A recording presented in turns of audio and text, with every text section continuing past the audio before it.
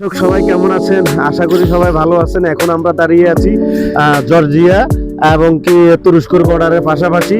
এখানে আমরা ছাড়াও বাংলাদেশে আরো অনেক ভাই রয়েছে। আমরা এখন তাদেরকে জিজ্ঞেস করব তাদের অনুভূতিটা কেমন। নামটা বলুন। আমার নাম মাহফুজ আহমেদ। আপনি এখানে এই আর্মেনিয়া সিটিতে কয় বছর থেকে আছেন? আমি এখানে আছি 2 মাস হচ্ছে। এখানে আসছি।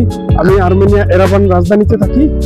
আচ্ছা, আপনার কাছে মানে এই সর্বসাফল্য আপনার কাছে এই এরবিল সিটি এবং কি আর্মেনিয়া এবং কি এখানে যে দুই বর্ডারের মাঝখানে আসছেন, আপনার কাছে কেমন লাগছে এবং কেমন? সর্বসাফল্য যেটা আমি বলতে চাই, আমার কাছে natural beauty country in Armenia আমার কাছে অত্যন্ত ভালো লাগে, যেটা প্রাকৃতিকভাবে সৌন্দর্য।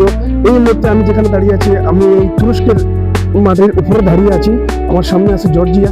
আচ্ছা, আপনাকে আরেকটা কথা জিজ্ঞেস করি যে যদি কোনো বাঙালি ভাই এই আর্মেনিয়াতে আসতে চায়, আপনি তাদেরকে কি ছাড়া আসলে কি সফলতা পাবে সেটা যদি আপনি একটু বলতেন। আমার প্রথম কথা, এরাই প্রথমে আর্মেনিয়াতে আসুক, এই দেশটাকে জানুক, দেখুক, ঘুরুক। এরপরে অনেক ভাইরাসই আছে এখানে, আমরা সেটাই এরা আসলে এখানে বুঝতে পারবে যে আর্মেনিয়া দেশটা কি। আসলে ধন্যবাদ প্রিয় দর্শক। এখন আমরা চলে যাবো আরেকজন লোকের কাছে। প্রিয় দর্শক, আমার সাইডে আরেকটা ভাই রয়েছেন যিনি অনেক দিন যাবত এখানে, প্রায় 3 বছর যাবত এখানে স্টে করছেন। আমি ওনাকে জিজ্ঞেস করবো উনি ওনার অনুভূতিটা কেমন, ওনার কাছে কেমন লাগছে। এখন আমরা জিজ্ঞেস করবো। জি ভাই, আসসালামু আলাইকুম। ওয়ালাইকুম সালাম। আসসালামু আলাইকুম। আপনার নামটা বলবেন প্লিজ। আমার নাম কায়ুম মিয়া। আপনি তো 3 বছর যাবত এই আর্মেনিয়া শহরে আছেন, মানে বাংলাদেশি বাইরের জন্য আপনি কি সাজেস্ট করবেন? বাংলাদেশি বাইরের জন্য আমি যে সাজেস্টটা করতে যাচ্ছি সেটা হচ্ছে, যদি কেউ বাইরে আসতে চান, বিদেশের ব্যাপারে যারা টাকা দিয়ে অনেকে হয়রানি হচ্ছেন, তারা যদি মনে করেন যে বাইরে আসবেন, তাহলে আমি মনে করি আর্মেনিয়া বেস্ট।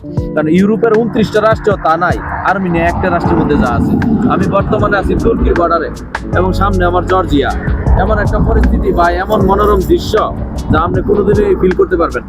এখন যে পরিস্থিতি আছে, আপনার পুলিশে কোনো কিছু বলবো না, আর্মেনিয়া এই জন্য বেস্ট। ইউরোপের কোনো না কোনো দেশে কোনো কিছু বলে, কিন্তু এই দেশে পুলিশে আপনার একবারে বলতে গেলে জামায়াত করে রাখবে ইনশাআল্লাহ। ভাই ধন্যবাদ ভাই আপনার মূল্যবান বক্তব্য।